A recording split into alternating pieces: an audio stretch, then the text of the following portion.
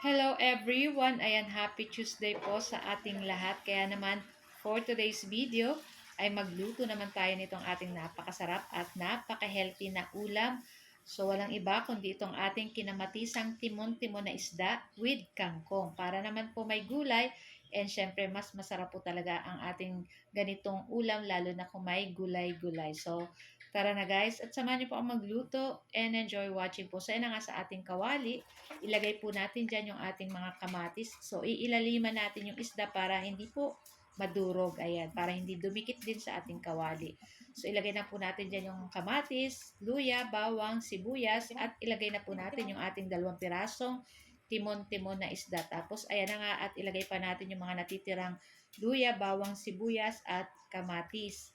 Tapos, lalagyan na po natin yan ng asin at durog na paminta. So, 2 piraso lang po iyan dahil kami lang naman po matanda ang kakain nito. At yung aking 3 sons ay hindi po mahilig sa mga ganitong ulam. Pero siguro pagdating ng magkaedad-edad na rin sila, siguro kakain na rin sila ng mga ganitong ulam. So, ayun na nga, at maglalagay po tayo ng tubig and lulutuin lang po natin iyan sa katamtamang lakas ng apoy. Siyempre, tatakpan po natin and after ilang minuto, ayan, so okay na yung ating isda. Bago maluto, ilalagay po natin dyan yung ating mga kangkong o yung dahon ng ating kangkong para mas masarap at masustansya po itong ating ulam. So, takpan lang po uli natin. Ayan, hanggang malanta yung ating kangkong dyan.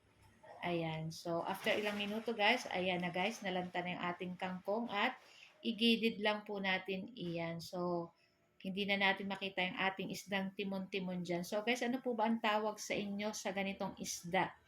Ayan, dito po sa Bicol, ang tawag nila ay timon-timon. Ayan. Iba man po yata yung sapsap kasi yung sapsap parang pareha sila pero maliliit siya. Ayan. Tapos ayan na nga at syempre titikman po natin yung lasa kung okay na. Pag okay na yung lasa, ayan. So pwede na rin nating patayin yung apoy at okay na rin to guys. So, napakadali lang naman pong magluto ng mga isda.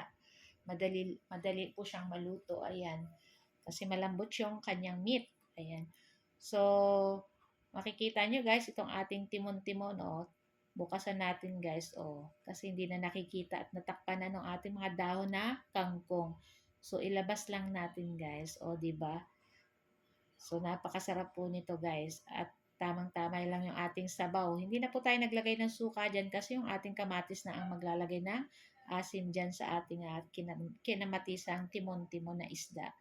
So guys, ayan, ito lang po ang ating video today at sana po ay nag-enjoy kayo. Huwag niyo po sana kalimutan mag-like, comment at pa-share na rin po ng ating video. At kung bago pa lang po ka sa aming page, huwag niyo po sana kalimutan mag-like at mag-follow para palagi po kayong updated sa aming mga bagong video na i-upload. So guys, tara na at samahan niyo na rin po kaming kumain itong ating napakasarap na ulam for today's video, ang ating kinamatisang timon-timon with kangkong. So guys, thank you for watching. Bye!